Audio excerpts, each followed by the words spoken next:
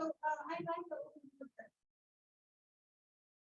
Holy Spirit, allow us to receive knowledge, hope, and comfort as we gather here today. Amen. Amen. I am super excited about our last presentation. Kevin Sumner-Eisenbraun, who happens to be Pastor Sarah's husband, married just about 20 years ago in August, so we all need to keep that in mind. 16. 16, I forgot. I wanted to be the second because that's where my son was born north of there. Anyway, we're glad Kevin's here. Kevin graduated from Concordia in 2003. He completed his clinical chaplain residency at Veterans Affairs in 2006. He got his Master of Divinity from Luther Seminary in 2007. Kevin has become a rostered deacon in the ELCA in 2009, and he's been a hospice chaplain since 2010. So he comes to us with lots of experience, lots of stories that I suppose he won't tell us, and No, probably not. lots of expertise to share with us. This whole session is about family dynamics, and Kevin is here to give us his knowledge and his experiences. Kevin, we are so thankful for you. The microphone's not on, but do you want to be up there behind the? I just want to be able to see. Okay. But you want on Facebook, I mean, what to hear him? Everyone should be able to hear just fine. Yeah, and we're recording this session for everybody. And I think I can present this way and read it. You can do it, buddy. All right. Good afternoon. So I have been asked as the ministers to present a topic of family dynamics, which is a pretty big topic actually. It's a little hard. You'll see kind of where I went with it today. It's kind of hard to narrow down. And so I've been a hospice chaplain, as Karen said, for over a decade now. And so I'm going to kind of focus this discussion really on kind of hospice related and very, very much identified. And we'll see. So here are my goals. I wanted to just start by describing hospice care, maybe a review for some of you, but just again, to give you a framework, a little bit of context for my work. I'd like to also review common end-of-life signs and symptoms that I observe. And then within that, explore family dynamics, family communication, navigating the care that goes with it. And finally, we'll have a discussion about end-of-life tasks, anticipatory relief for the patient and family, and then exploring some self-care.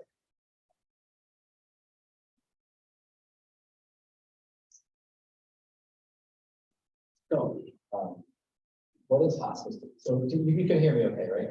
No. Okay. No? Okay. Hospice care is comfort care. It's intended for a person who has a terminal diagnosis and life expectancy of about 6 months or less. Now, of course, that's a range, right? And when Medicare made hospice a part of the Medicare benefit in the early 80s, they set forth criteria and there are very strict guidelines that our doctors and team has to follow. People are reevaluated initially every 90 days. So there's 2 benefit periods of 90 days each that go up to 6 months. That's right into 6 months. Oh, let's speak up. Could you speak a little louder Yes. for me? Do you want me to turn the microphone on for you? Kevin, would that help you? Sure. Yeah. Kevin is a hospice chaplain, so he's used to gentle discussion at a bedside. Public speaking is not part of the job very often. Yes, correct. And actually, it's interesting because you have to sort of still have to speak loudly so people can hear you. You have to do it in a way that. Yeah, that's its own. That's a skill set that I had to learn early on. Yes. It'll take me a minute. Okay, that's fine. So, so hospice, it's important to know it's not a place, it's a philosophy of care. So that takes place wherever the patient is. So I go to private homes, nursing homes, Sometime, once in a while, we'll have patients in a hospital setting, just again, wherever the patient needs the care. And so the hospital team consists of a physician, the four key, four kind of, well, there are many people on the hospice team, but typically I work very closely with a nurse case manager, physician, social worker. I'm a chaplain. We also have home health aides and volunteers and a whole bunch of office staff and other people helping out. So the goal is to provide care not only for meet the physical needs of the patient, but the physical or the emotional and spiritual as well. So when they put hospice together, it kind of started to come together in the 1970s. And like I said, by the early 80s was a part of the Medicare benefit. They had created this framework with all these interdisciplinary overlapping roles. So we all work together and collaborate. Okay. Want me to change your slide? Yeah.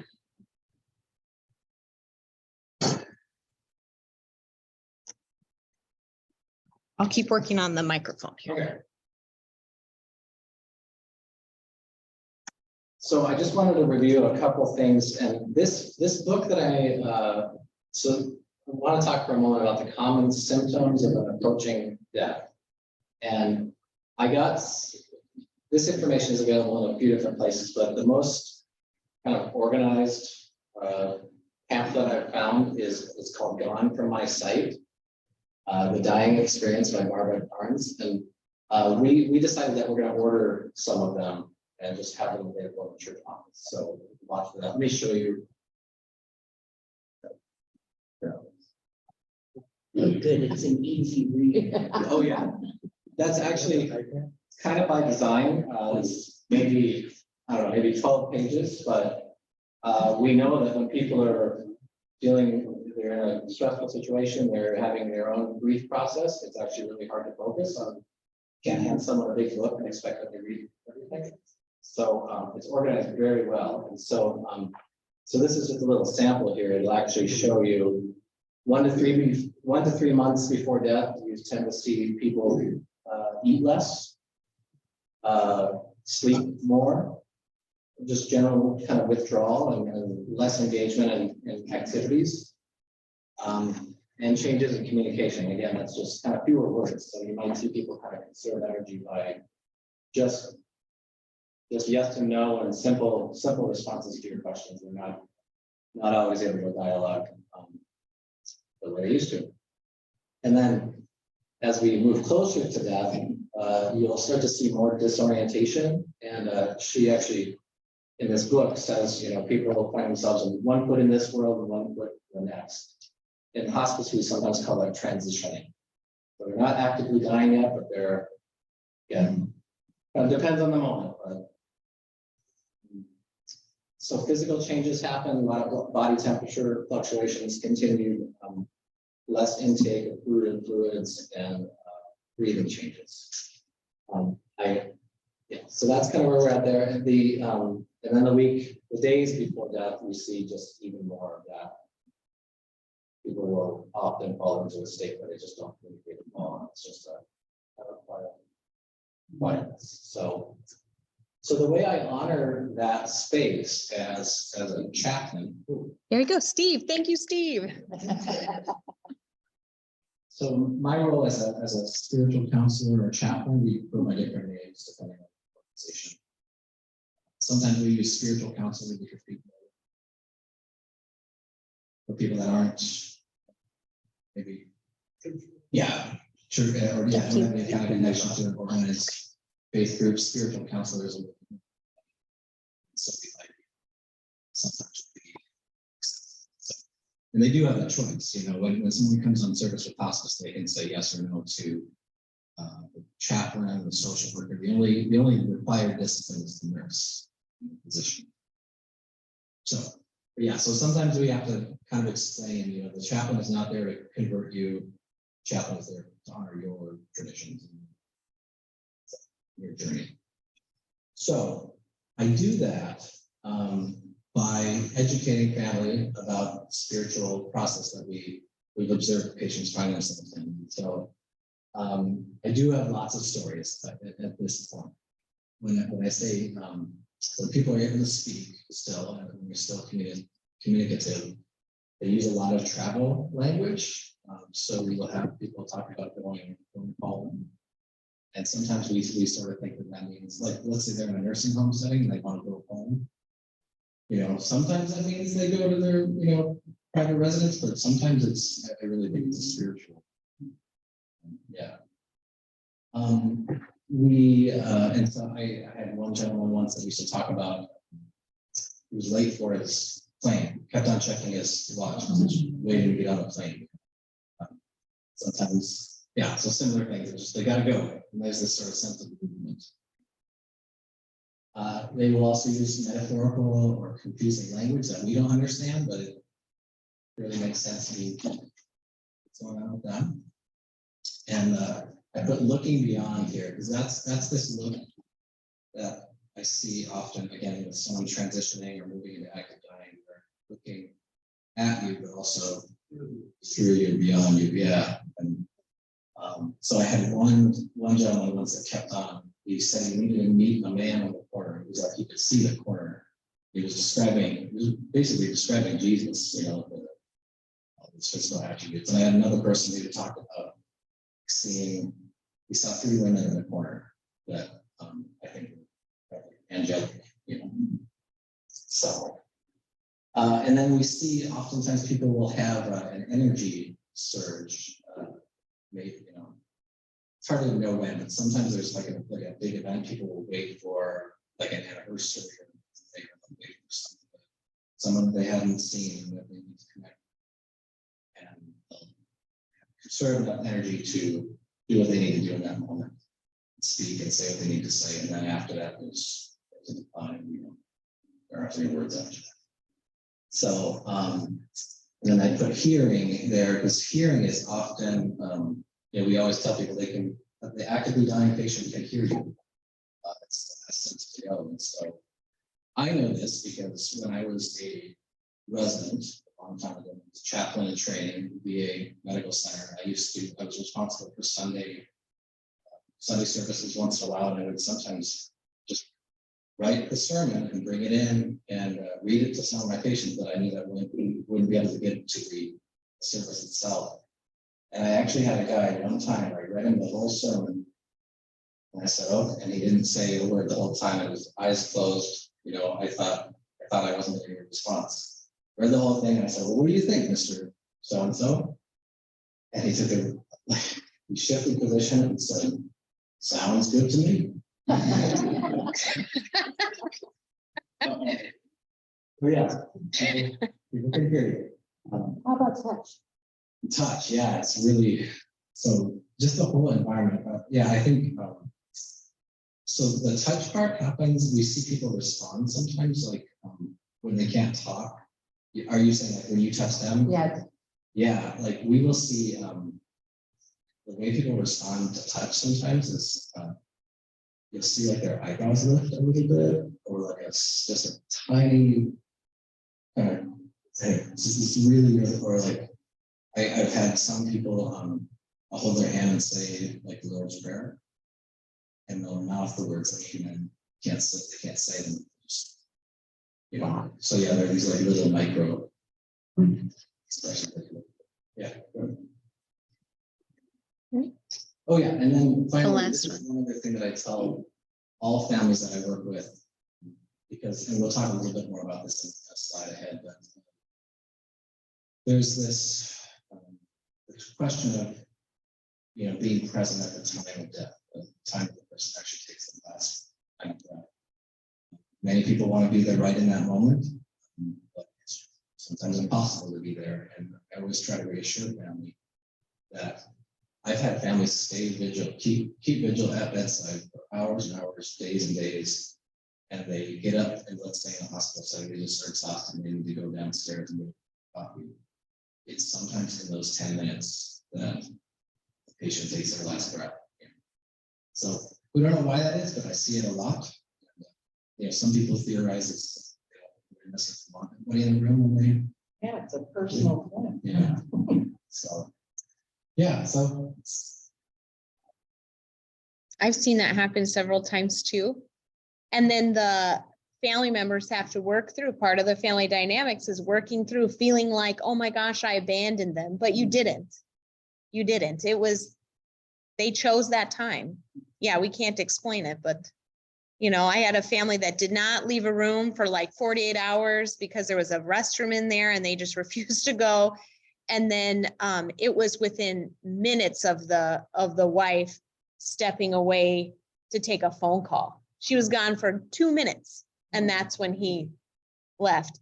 And so it, you know, and I know if I've been through any sort of process with any of you, I hope that's something we've spent time talking about too, so that you recognize you have done everything you can for them. You're not abandoning them at all.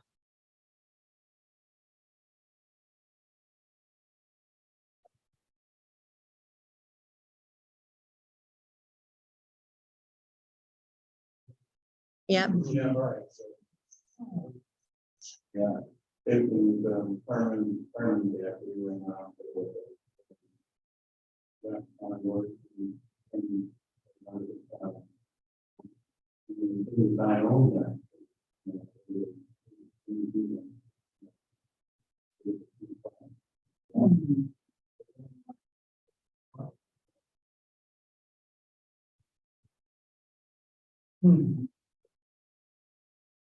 Well, yeah, well, that's, I about that too, that's part of grief, yeah, for sure.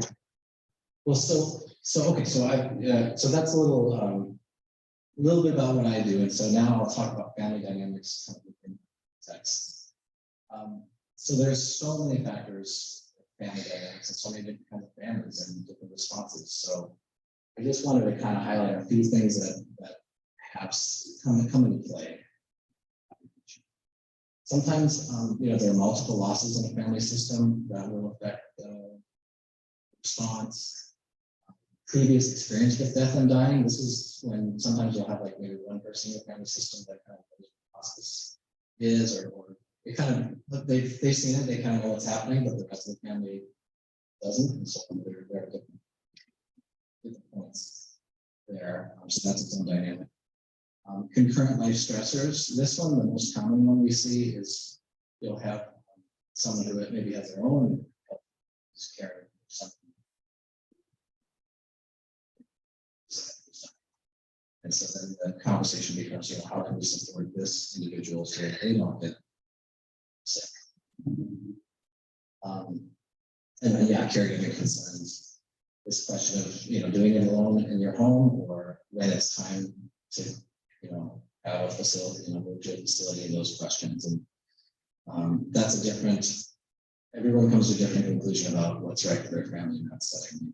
We always want to reassure people, no matter what you choose, you know, but again, there's a lot of concern for the caregiver in this. And then finally, changing roles in the family system. So this is, again, when you have like, you know, you might have the matriarch of the whole family who's the one on hospice and dying, and how are things going to change, because they went to her house every Christmas for the last 50 years, you know, and so there's that unsettling shift. So one of the ways we reassure people and kind of help talk through and work through all these changes and these concerns would be just a family meeting, like actually getting everybody together and review and explore the goals of care and plan of care. And a lot of times, the way I used to say it when I worked as a care chaplain for a while in a hospital setting, and so oftentimes we would have people come in to our care, they would get to they're intubated, they could not speak for themselves, and there wasn't an advance directive or anything written. So one of the questions I used to ask is I would say, well, so if your mother or, you know, father, your loved one could, if they had all the information that you have in front of you right now, they know the risks and benefits of whatever procedure is being proposed or whatever, knowing their values and how they live their life, what would they tell you to do? So sometimes a helpful exercise, sometimes not. And again, that sort of family dynamics So, but it's also a time to, identifying patient wishes and needs, expressing feelings and values. And values is really, I use that word a lot because I think it is a key. It's very, very important at the end of the day with identifying the patient's values. Those. And then finally, final arrangements. I know you talked about the mortuary process a little bit in the last one, but we do encourage, as a hospice, we encourage people to start thinking about final arrangements early on, even if you can have that conversation with your loved one. It's reduces a great amount of stress later on. So I think that's part of that process. Okay, so I just pulled this. This is a real quick, just a real tiny snippet of a book that we used to use a lot back about a decade ago in a hospital setting. It's called Hard Choices for Loving People. And it's a book mainly, it has a lot to do with CPR and artificial, life questions. It's a lot of the discussion I know I think was addressed in your session. But he also talks about, and done as a chaplain, he talks about the family dynamics and the spiritual component. And we often think that, hospice care, or it's been mentioned that you're sort of giving up or something. But he reframes it and says, it's really about letting go. You're holding on so tight, but it's actually there's strength in being able to let go. So this is just a small, he has kind of a poem in the book that says, giving up implies a struggle, letting go implies a partnership. Giving up lives out of fear, lives out of fear, thank you. Letting go lives out of grace and trust. And so, and then this is the common thing that we see in a family dynamic where a family might be split. She says a natural response to the possibility of losing someone is to hold on tighter to try to gain more control. Ironically, this does not lead to a life of freedom and joy, the things we are pursuing. And so again, this is not just about end of life, but just in general, like holding on, finding that balance. So yeah, just want to get that slide in there because I thought that's a good book for you guys. This is another Dr. Ira Baya. He's done a lot of writing on palliative care and midlife. And so now we're going to kind of transition to what might be kind of the tasks of the family members supporting. There might be some conflict, but I'm trying to kind of focus on some of the positive things that we can do in our own anticipatory grief process.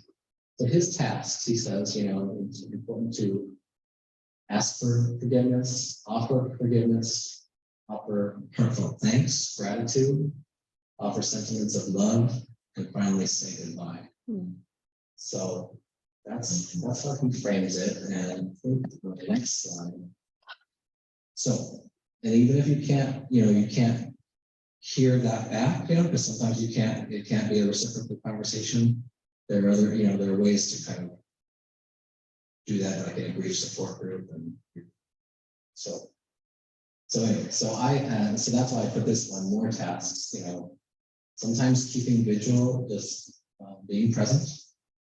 You don't even have to be physically present, because during COVID, we saw this happen a lot where you just couldn't be in the room. Well, we would use Zoom, or we would have family members hold the phone up to their loved ones' ears. There are ways to be present. Rituals for this group. This seems, prayer, right, and just kind of faith traditions are important, but there are other rituals, sharing memories and reminiscence and just being, again, sort of honoring that person's life. So, this is related to family dynamics because you have to engage in that as a family. And then reassurance, finally, and that's when you're saying things are okay. We are going to work. There might be conflict, but we're going to work it out. Things are taken care of here, and giving that person permission. So So grief, I want to talk about grief for a few minutes because it really begins we used to talk about, we do a bereavement assessment with families when patient is first admitted. We usually say that the grief process really starts with diagnosis for a lot of people. And so it's not just after the death itself. And so this plays in the family dynamics because we know that everybody grieves differently, right? And so there might be one loved one that or sibling or something that's just kind of disconnected. And a lot of times that's kind of what grief might look like for that person. So, but yeah, so in all that, I always the first thing I always tell people when I make my condolence calls, I say, you might find yourself in a fog and have some difficulty concentrating.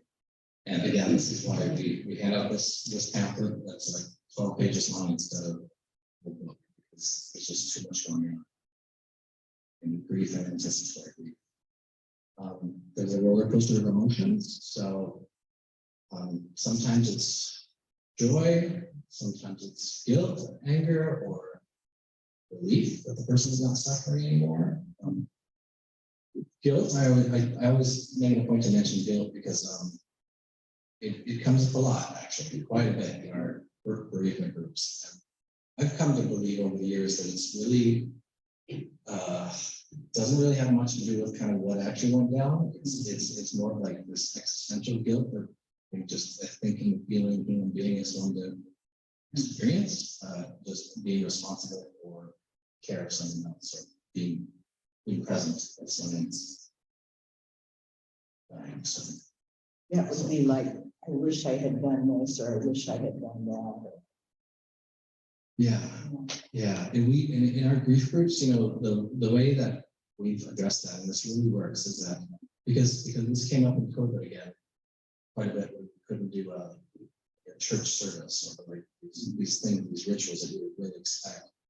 But there are always going to be times to ritualize and share your story and move forward. So I encourage people to make use of different holidays, Memorial Day, and to say what you need to say at that time. You know, you're not talking to the person directly, but you can still, when you're sharing it with others, it's therapeutic. So, okay. Oh yeah, sorry. So yeah, roller coaster of emotions, kind of grief attacks. People will be walking along the grocery store, and they'll smell something that reminds you of a meal that you shared with your loved one. Not just tears. Well, so that's an example. Music does that to people a lot. Changes in sleeping and eating patterns, social changes and changes in roles. And again, for family dynamics, that change in roles is a big one. Because the family has to rework how holidays happen. And, there's just missing things. So. Okay, so here's the part that I want to drive home for self-care and support. Recognizing that grief is unique to every individual is really important. I think that does help us have some empathy and compassion as a family system when someone's just not experiencing things the same way we are. So just knowing that it's unique. And then identifying sources of support for ourselves outside the family system also important. I've had people come to groups, they just say, I can't talk about this. There aren't that many places I can talk about this. In this grief group where there's a lot of strangers who works. So Pastor Sarah, Yeah, I mean, we had that experience with our grief group that we led in the fall, and we'll do it again. I'd hoped to do a second round of it this last year, but the calendar got too full at church, but we'll do a second round of it. And that was something I think everyone expressed, like just that exhale of knowing this is a space where I can talk about this and it's okay. Because it's the world wants you to move on so quickly, but that's not how it's not realistic. Right. And so recognizing we have those spaces. So yeah, I'm definitely planning on doing another grief group in the fall again, and would encourage people to think about joining us. We had a really meaningful time. Yeah. Yeah. Yeah. Yeah. Yeah. Correct. Yes, absolutely. And that's actually even in our bereavement group guidelines, you know, it's very much, I forget how we say it, but it's like, you don't, there's no advice given. You can share your own experience, but, you know, we're here to support each other, you know, people, I've found really abide by. So, and now we have Zoom bereavement groups, so it's a whole other thing. I facilitated, I did a group on Monday, and we had people from all over the United States logged in. So, yeah. Cool. So it's nice, yeah. So, and there are a lot of groups, people don't know it, but you know, hospices, there are many hospices in San Diego County. Any of the larger ones, groups, anybody in the community, you don't have to.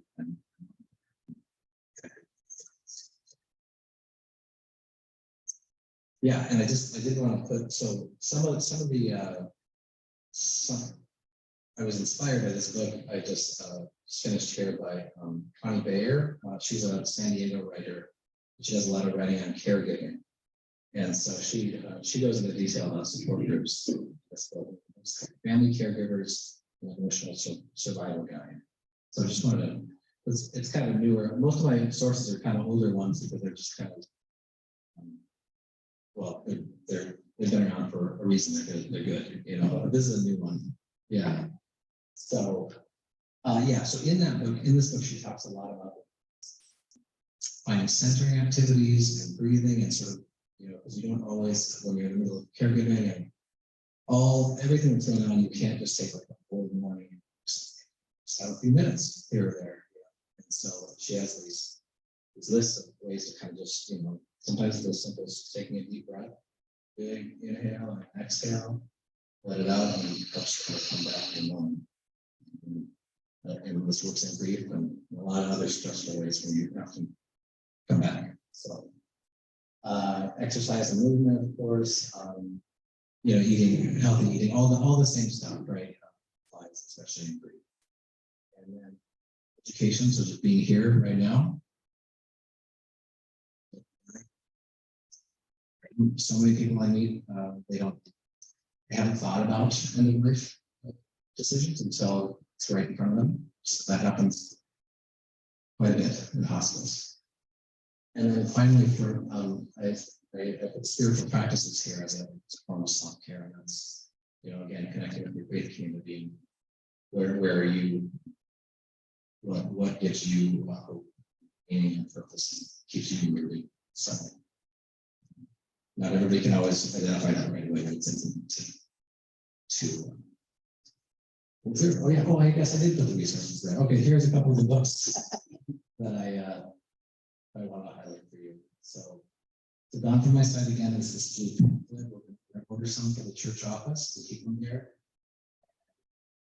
Yeah, the other presentation. I think that's the last slide. So I think we're ready for question. Yeah. Oh, yeah. One of the things that Kevin kind of struck with me is that grief begins really with often the diagnosis and kind of how it can be tied to caregiving as well. There are situations, and this is true for me, where you may be grieving the living. There's you know, like they're, you know, not in hospice, but just a diagnosis where, you know, or that the reality of kind of grief over, you know, what you might have expected for someone or life. And it does, you know, the caregiving aspect of that is also, you know, is there as well. And just also to comment on the power of support groups and how, you know, there's just something about being able to talk about stuff that, yes. Really help. With our patients, so we learned, you know, they're gonna die. And they know they're gonna. You try not to frown, you know. If you can keep up, you know, a happy smile or something like that. Yeah. Yeah, and music, I think, just that's, to me, that kind of connects with the environment, setting up the environment, love and support and care. I would say in my own case, we were very grateful when my father, he rejected going to his regular position because he blamed him for taking his driver's license. So he ended up waiting until he had to go to the emergency room. And it was an emergency room doctor who told my sister-in-law, who's also a nurse, that we should maybe explore hospice for my father because the emergency room was not the right place for his primary care. And he was to the point where he couldn't control his own health by going to a doctor that was designated. And I'm so grateful for that because we then did talk with hospice. And she explained to us all the things that's involved in hospice. And so then after we talked about it, she could go to talk to my dad about it without using the word hospice, to explain all the things that come with it, all the benefits he could get. And then asked, and she mentioned obviously that, and this is at no cost because he was under Medicare, would he like to explore getting those kinds of services? Well, and he of course said yes. So they then did an assessment, and in his case, that first assessment turned out that he was not eligible. He wasn't close enough to death to be eligible. But boy, did it make a difference when he did reach that point. He didn't have to start the conversation then. We already knew what he did. We already knew he knew, and we could just move forward. So I just want to make a pitch for getting in touch with hospice as early as you think it might be necessary to sort of get everybody involved, prepared for it. I hate it when I hear that someone went into hospice care and 3 days later they died. Too late. They're using the term now palliative care because hospice seems to be like a death sentence. You know, people think, oh, then we're it's clear I'm going to die. I'm in hospice. But with palliative care, it's the care and hospice doctors in the whole process are experts at managing pain. That's one of the biggest benefits. This is always pain. No, That is not right. I thought palliative care was yet another option because when my brother was in the hospital, they presented hospice for palliative care. Although I admit that they had to reject palliative care because they wouldn't do the intubation and continued respiration kinds of things that you might need. And my sister-in-law was like one of those things. How would you describe the difference between them? Or Yeah, so there are a couple different ways I can answer that, but right now we're definitely in a period of transition when it comes to because we have a payer source for hospice. It's part of the Medicare. So you meet criteria. A company like mine has to abide by the Medicare guidelines, and we've been doing it a long time. So it's a structure. Palliative is different insurances will cover different things, and so it's not like there's like one set of guidelines. So that's what makes it a little harder. So it's not. So palliative, I see it coming into play quite a bit more these days with people with like respiratory COPD and conditions that can be managed. So it's like this. It's like this step. Again, you want to manage conditions without people having to come back to the hospital. That's different than hospice because it's not a terminal diagnosis of 6 months. We talk about using their time when they're comatose. I'm telling you the story of my parents. My dad was a pastor and he died at the end of the church service. He died in church. Oh. Mother's Day, May 10, 1964. So my mother, 40 years later, is 92 years old, and she's in a coma and in pain. And for her wishes, she did not have fluid, she didn't have, sustenance. And so she lingered and lingered and lingered. And about Wednesday or Thursday, we thought maybe she's ready for Mother's Day. Because the dad died on Mother's Day in December. And so we thought, well, let's have Mother's Day now. And, even though she wasn't responding, maybe she would think, it's okay, no, it's okay. But she would go. And she lingered until May 10th, Mother's Day, 2004, exactly 40 years after the day. Wow. Oh my gosh, Lydia. Did everyone hear what Lydia said? Okay.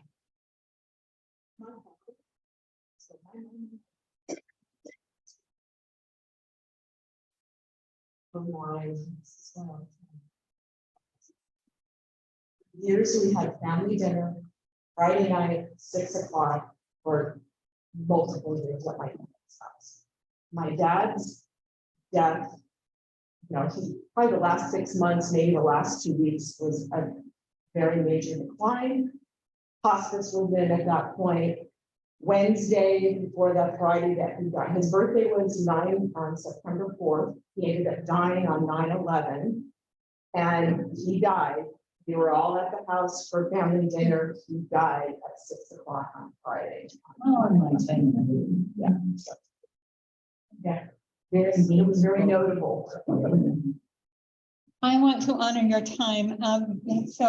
I'd like to see if there's more questions. I have one, but if there's more questions, yes, Connie. That son's benefits, is it the same for the hospital for both? So it's the same. Yeah, in the sense that it's all Medicare, that's kind of the same, but there are, depending on your service connection and everything, sometimes the caregiver money and things like that. So, is that what you're saying?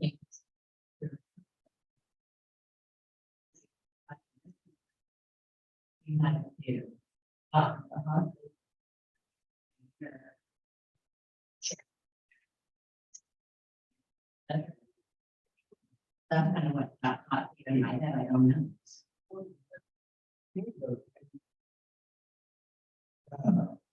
It's a real, it was on the 4th floor. Yeah, the inpatient. Yeah, and that's a real nice area. I mean, we used to take patients, but they knew what was going on. Yeah, it's a good, go ahead. Well, when my mother came down with Alzheimer's as she progressed, I thought, my dad was a veteran and I'm going to write to Veterans Affairs, and I applied for care for her. And they took like 8 months, but they finally approved it. And they said, okay, you'll get this much money a month.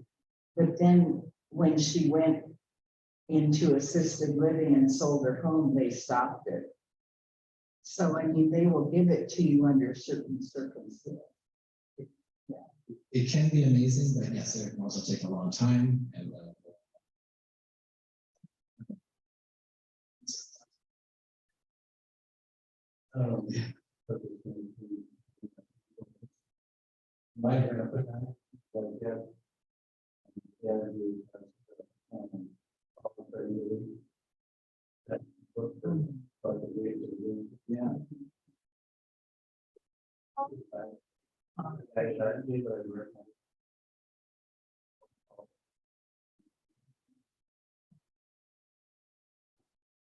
Keep reading it.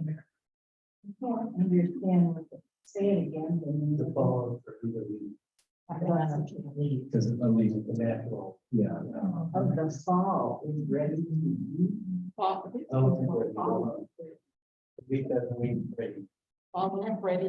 Oh, okay. Guys, your questions have been wonderful. Your sharing has been marvelous. And I'm going to save my question for another time because I'm on the board. We so very much appreciate this. Thank you.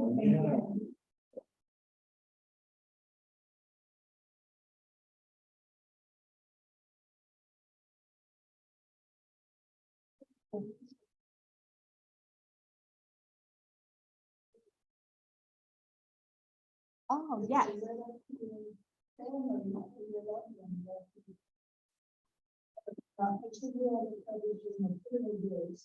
But your ethics, no matter what your values are. Was that when you were, Sandra told, okay, I was like, I feel like I just heard about this morning.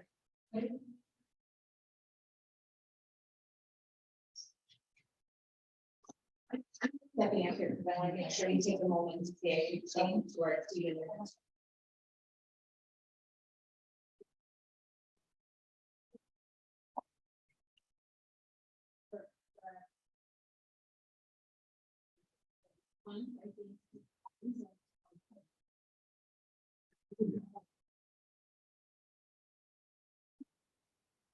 Mary's going to kind of bring things together for us.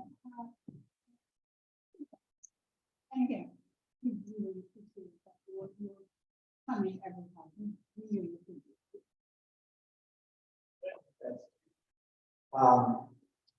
it. Did we have this on Zoom? Mhm. Did we have any attendees? So we'll get a count on how many folks we have there. We'd like to keep you informed, but certainly appreciate your coming, and I see that most of you have been here every time. And so I'll just do, I'll let you know, the student ministers in the month of July will be preparing a summary of all 6 sections. And you will receive it via email from,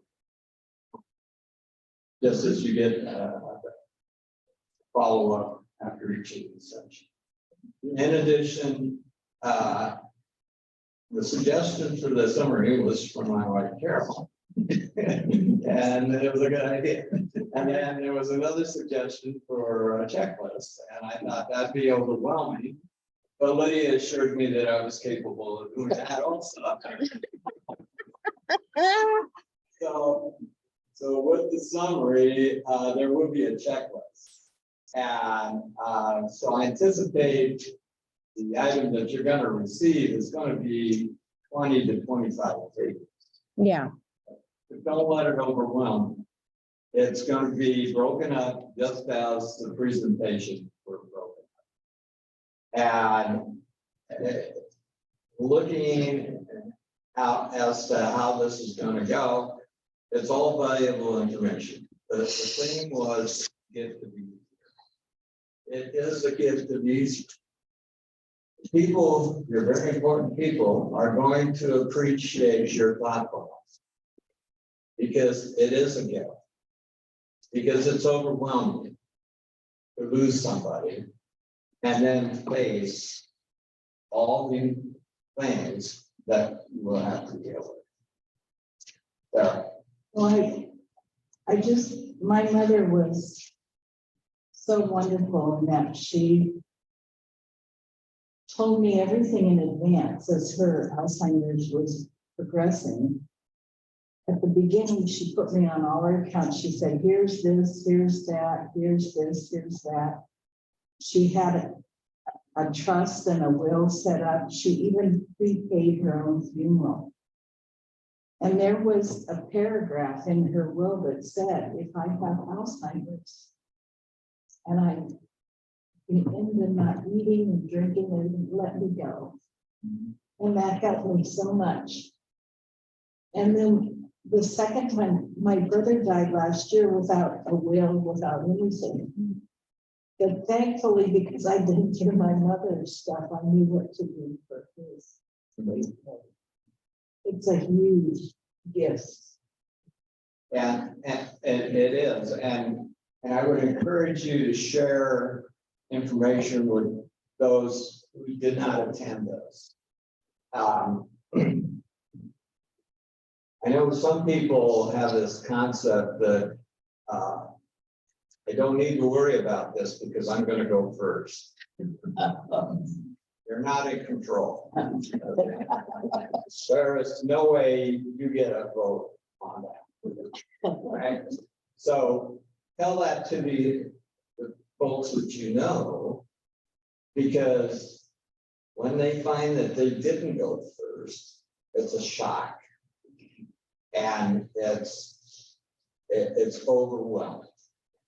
So hopefully one of the things you take away from this is that this is something we can talk about. We can talk about it among ourselves. We can talk about it among our family members. We can talk about it at the barbecue next door. Don't hesitate. Just put it out there. When I see you folks in the fall, I'm going to say, how you doing on your checklist? Okay. I had a conversation with Joanne last week. So Joanne, how does your summary and checklist come on? Tell me, doing fine. Don't worry about it. Okay, I'm going to check up on her because I have a question.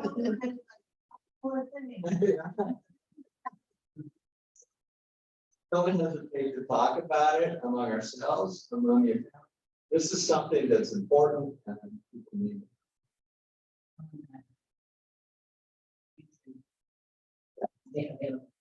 Okay, all of these would be on YouTube, on the church's YouTube site. And you can access that site through St. Andrew's website. And don't forget to save it to your system. You download that onto yours. Yeah. So. I just wanted to say that before this series was put together, I thought I had everything already planned out. I mean, we have big things for our mortuary. We have a trust in all of our property that is in the trust that needs to go in the trust. All our accounts are payable on debt to somebody else or their joint accounts. So we've taken all those steps, but this has been kind of an eye-opening experience to realize we did those things 15 years ago. And circumstances aren't the same. You know, maybe we haven't reached the point where I need to make a lot of changes, but I do think it's necessary to bring our son and his wife into the conversation. So they are also aware of what we've done. Yes. In case the death order doesn't follow the traditional, widow survives, because I know my history, but you take care of things finally. Well, So, and the circumstance could be that your son or his spouse may precede you. And then it's a real task. So I encourage you to preach, getting your stuff ready, regardless of how old you are. Because this session was leave a gift of easier. If I ever get asked to do this session, it's going to be, nobody gets out of here alive. So, right the point, even harder. When you say gets out of here, you don't mean St. Andrews, you just mean life, right? Okay, thank you.